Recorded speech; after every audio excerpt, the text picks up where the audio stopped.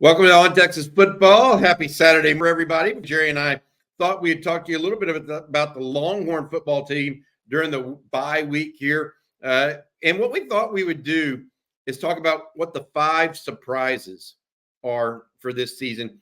Jerry and I actually came up with 5 different ones for this each other. So there's 10 total. Some of them are good. 1 or 2 may be negative. But let's take a little closer look at what we're talking about here. And let's just give you a sampling here. And Jerry, your first one out of the gate is pretty surprising. Let's go there. Texas has outscored their opponents 56-0 in the first quarter this year. 56-0. I mean, we're not talking about 2A high school football here. Now, I know their inferior opponents saved Michigan.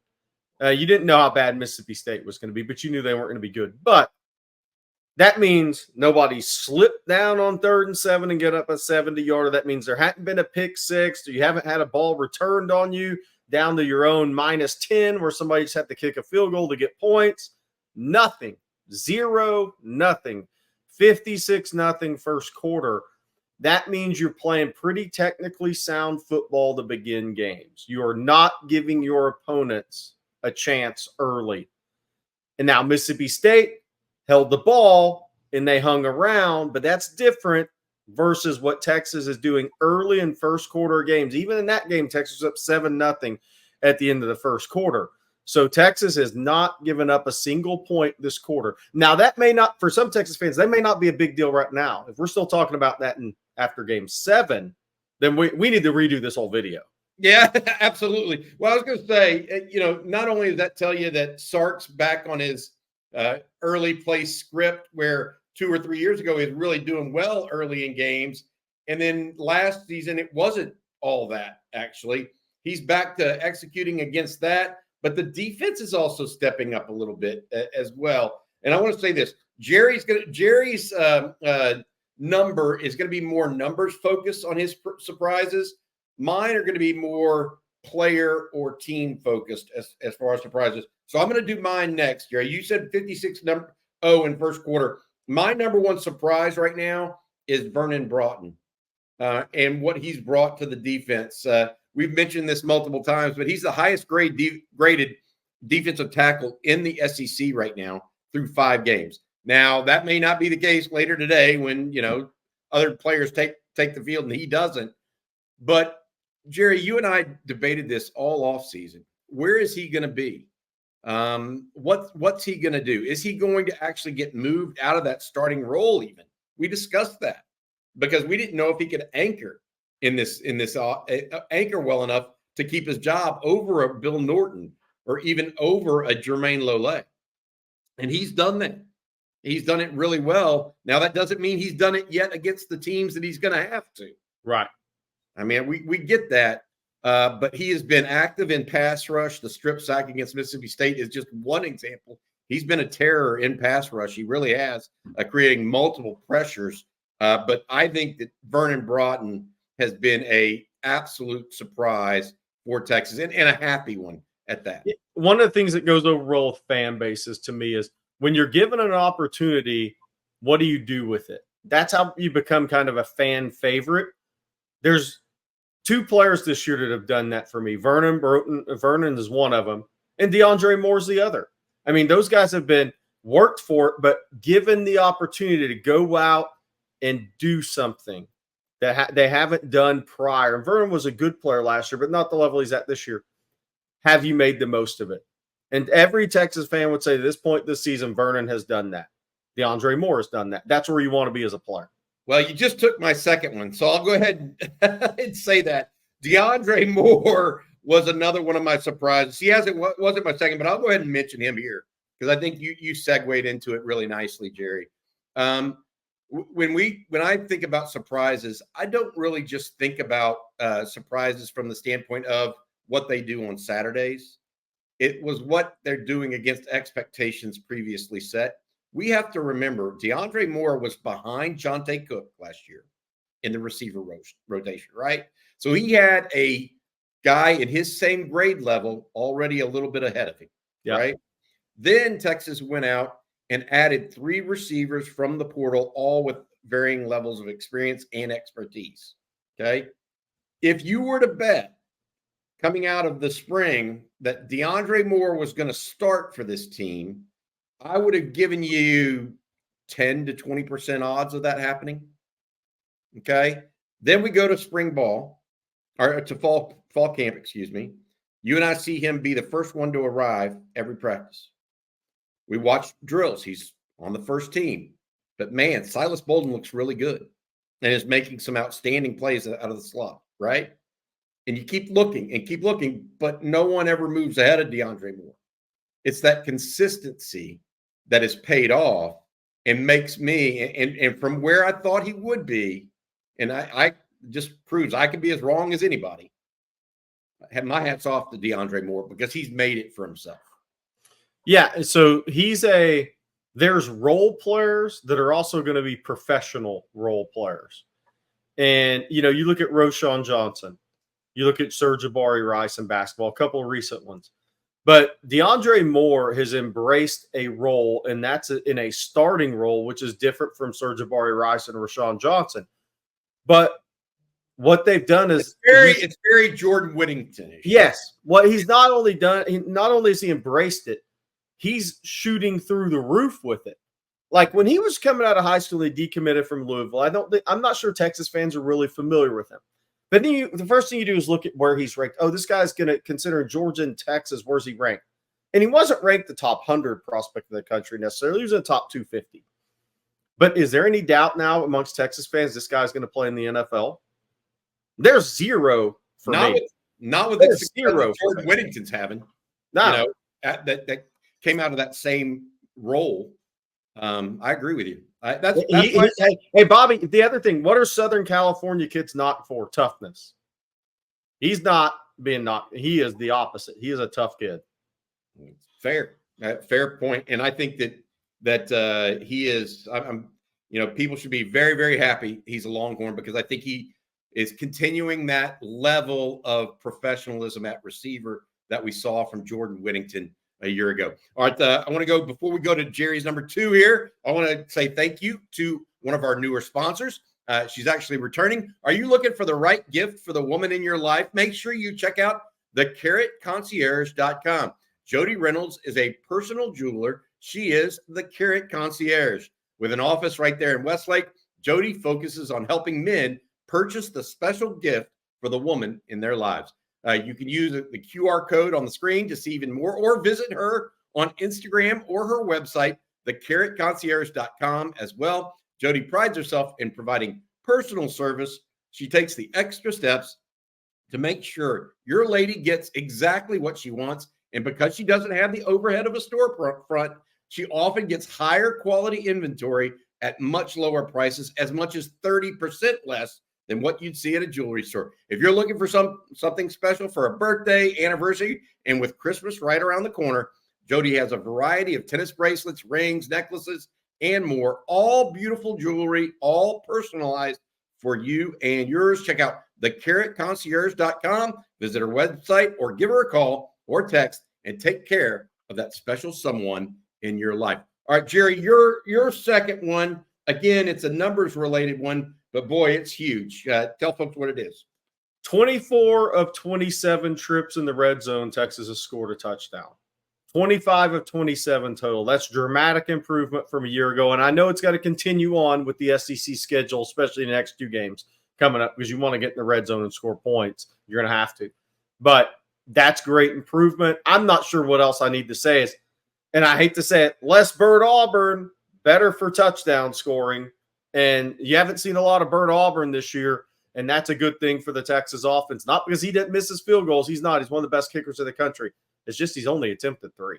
Unbelievable execution in the red zone. Just absolutely unbelievable. And you talk about blowing other teams out. When you score 7 instead of 3, there is no doubt. And that in particular plays into the defensive style of ball Texas is playing. All right, go to your number 3 next, Jerry. Yeah, so we knew the Texas offense was going to be explosive. We kind of talked, this is going to be the fastest team Texas has had. And we talked about the receiver core as a whole was going to be faster than last year. And I think that kind of like took people, well, hold on, Xavier Worthy Mitchell. Yeah, but as a whole. receivers, running backs, the whole thing. 10 Texas players have had an explosive play through the air this year. 6 players have had 40-yard pass receptions, whether that's run and catch, receptions, or more. And that is Wingo, that's Bond, that is Golden, Helm, Cook, and more. So all the guys, essentially. Bolden, it's only a matter of time. He may have got robbed on one, by the way. He may have got robbed on a catch against UL Monroe. So 10 guys, receptions over 15 yards or more. 6 of those 40 or more, and we think Bolden may have got robbed on one. Rushing the football, even though they've had the injuries and even though they've lacked explosive runs, 7 players have had an explosive run or more. Now, Colin Page had one late in the game. Only 2 players have had rushes over 40 yards, though, and that was Wingo and Arch Manning. Weiser had 38, sir. But that is a lot of explosivity for a Texas offense that you knew was going to be explosive to start, but they've gone even beyond what we thought. And especially when you consider Wingo has a 55-yard run, Bond has a 26-yard touchdown run. So even the guys, the receivers have helped that running game with explosive runs.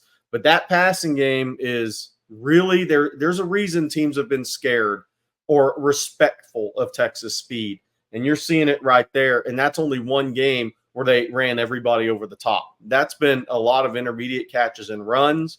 But the other thing I'll say is you only have that many big plays down the field as if you're throwing the deep ball pretty well this year. I just circled and starred something, and what this is indicative of is I use the term all the time, firepower. Yeah. That's what this shows. Yeah, and so you can talk about it. It's literally just firepower. And my next one is going to be the play of the tight end room at Texas from a surprise standpoint. Good one. I thought Gunnar Helm would have a good senior season. I thought he might be an NFL prospect. Did I think he was going to do what he did at Michigan? No chance. And maybe I should apologize to Gunnar for that. And I get it. At the same time, I'm extraordinarily happy for him. Yeah. I mean, he has set himself up to be a top-notch draft pick, not necessarily first rounder or something like that, because of his receiving skills. And then I want to add this. I'm also excited about what Juan Davis has brought to this team. He is a very, very good blocker on the inside. When he comes back and does the wham block, any kind of inside blocking, and he's asked to lead through the hole, he has been very, very adept at that, and he's willing. He's a willing blocker. He's not going there and saying, I mean, Jatavian Sanders kind of tiptoed in there a lot last year, Jerry. Juan Davis goes in there looking for contact. Yes. And I think that has helped Texas win, whether it's Jaden Blue or Trey Weiser, 2 smaller backs, actually do some work in the middle of the field. I saw it against UTSA and UL Monroe. I saw it absolutely against Mississippi State late. Juan Davis was the guy that opened up Trey Weiser and opened it up for Jarrett Gibson at times. And so the tight end play as a whole is a surprise for me, especially in the absence of Amari Niblack. Because you and I talked all offseason, how are they going to get Niblack involved? Well, right now, 5 games in, still haven't. Now, maybe he had a longer learning curve coming to a different type of offense. Yeah. We'll see what all that portends. But my point is DeAndre Moore, Vernon Broughton, and then Juan Davis and Gunnar Helm. Great. Those 3, from a player perspective, probably my biggest surprises thus far. All good ones. Totally agree. I'm gonna go next and add this. From a player perspective, 2 other guys that have been pleasant surprises. And in many respects, we probably shouldn't have. I certainly didn't discount them. Nobody ever did. But there are few freshmen in the country as good as Colin Simmons and Ryan Wingo. Yeah. Now, I'm leaving Jarrett Gibson out of this, even though he's been highly effective as a running back, right? Wingo and Simmons are cut differently. That's just the bottom line. I did not expect Ryan Wingo to average 24.5 yards per touch anytime he touches the football. I did not expect Colin Simmons to have 4 sacks in 5 college games. Okay? those are not normal freshman statistics. Right now, Ryan Wingo is the highest graded offensive freshman in the country, according to Pro Football Focus, and Colin Simmons is the highest rated defensive player as a freshman in the country. That is not normal. That is just not normal. And so, even though I expected a lot out of both of those players, and frankly, Jerry, I probably expected more out of Ryan Wingo after fall practice, seeing him in fall practice, than I did out of Colin Simmons. And Colin Simmons seems to have upped his game and translated it better. I don't know if I can recall a time when Texas had two true freshmen this good, one on both sides of the ball. No, I can't either. And how good is Colin Simmons? You can now say he's the best freshman edge pass rusher since Tony Brackens. That's dating back to 93. Yeah. I mean, what more do you need to say? I mean, there's been a lot of talented players come through Texas, but Arakpo, Charles Menahue. I mean, they're doing that as a Jackson Jeffcoat. Yep. Doing that as a freshman, though, to be the best since Brackens and maybe beat his numbers. Different era of football. I mean, Colin Simmons has the ability to challenge the freshman sack record and the tackles for loss as a freshman. Records at Texas that have stood since 75 and 93. What more can you say to that? And, if Ryan Wingo doesn't get dotted last week, I'm sure he has a bigger game than he did against Mississippi State. So that's factored into it as well. But, yeah, it's been you're the first one to say it. Wingo's the most talented receiver, true freshman we've seen at receiver at Texas since Roy Williams. And he's made Roy Williams plays in a smaller sample size because he has better receivers around him. Yes. At the time when he came in. Yeah, Roy was the guy, kind of like Xavier Worthy. Yeah, was the guy early. Yeah. Right. All right. Your fourth one, Jerry. Let's go to you and do two for you next. It's very interesting. You picked the negative here, and I think it's good to do that. Yeah, because we need to have a measured approach, and it's about more penalties for Texas being called on Texas than their opponents. What do you want to talk about there? Yeah, so in sports, I'm big on unforced turnovers. I look at unforced turnovers, and in football, that can be your drop touchdown pass. That can be your pre-snap penalties. That's all the unforced errors. And Texas has been penalized 32 times, and their opponents 29. Now, there's different ways to argue that. Well, there's the hold on Cam Williams, against Michigan, the hold on Gunnar Helm last weekend. Tony Hill's talked about that one. Were those actually holds or not? Well, probably, definitely arguable, right? I mean, I see Tony Hill's point on Gunnar Helm for sure. Cam Williams, yeah, I see people's point on that. But how many of those 32 penalties were self-inflicted? That's the question. So I think if Sark's looking at something with this team right now, and these guys coach to perfection, they're detail-oriented. That's what takes good coaches and good teams to really, really good and great, even the most talented teams. And so I think there's still some things to work on there with this Texas team. I mean, there's too many pre-snap penalties probably on the offensive line versus what Sark and Kyle Flood ideally want to see. So Texas more penalized than their opponents. And the other way, some Texas fans may look at that as, well, like, hey, we're up big. And, but again, that's not the way Sark and these guys look at this. They're coaching details. And if there's one thing you can look at with a team who's outscored their opponents 56-0 in the first quarter and have just dominated games, it's that, hey, guys, we got to cut down on penalties. But at some point this year, that may cost us a game. That's the way they look at it, and that's the way they're coaching to it. So that would be mine, Bobby, is you never want to be more penalized than your opponent, and especially when they're unforced errors.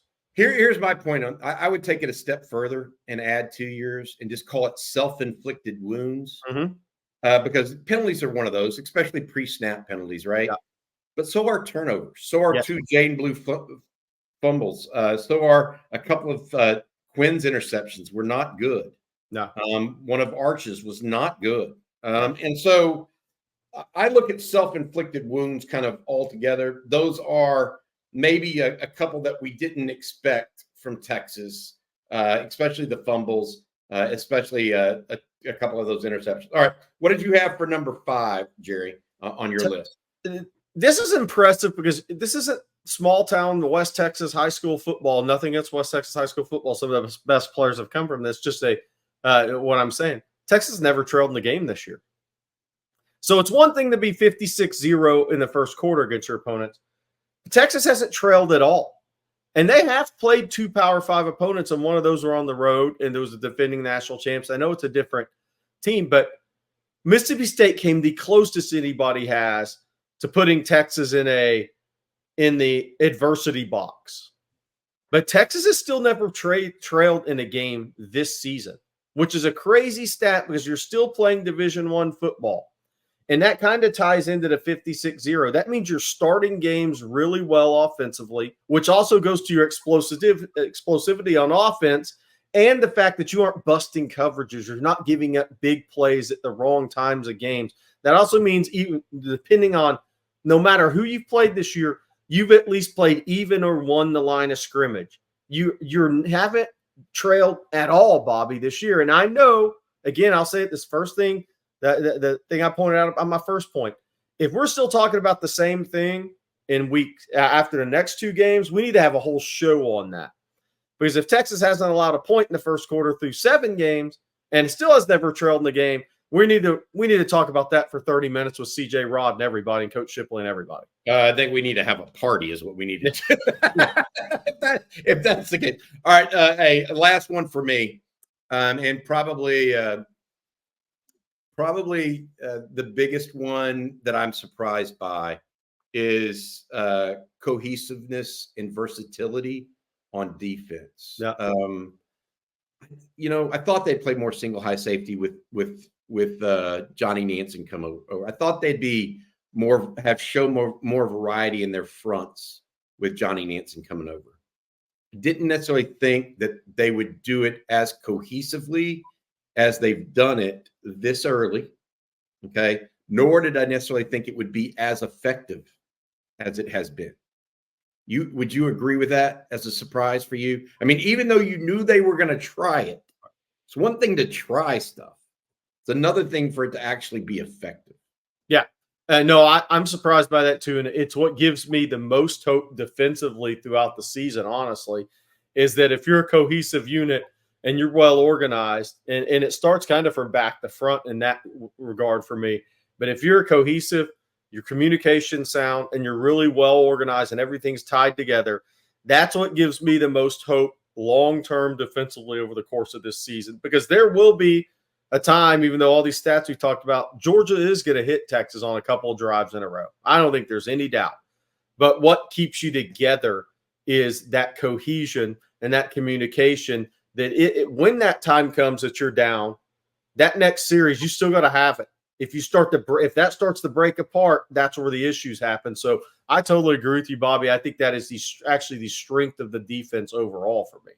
Yeah. All right. Good stuff overall too. I think we've been surprised by a lot of things. Texas off the 5-0 start. That's not necessarily that surprising. How they've done it has been surprising. They've been it's almost been like with authority, right? Yeah. You've seen the firepower that you talked about. You've seen some seniors step up or some surprising folks step up to become who they are. You've seen more effectiveness in the red zone to make these games actual blowouts as opposed to closer affairs. So it's a lot of different factors right now weighing in on this number 2 national ranking that the Longhorns hold currently. All right, please join us on ontexasfootball.com. And also thank you to our sponsor, Jody Reynolds over at the Carrot Concierge. Remember, thecarrotconcierge.com. Visit her website or give her a call or text and take care of that special someone in your life. For Gerry Hamilton, I'm Bobby Burton, and happy Saturday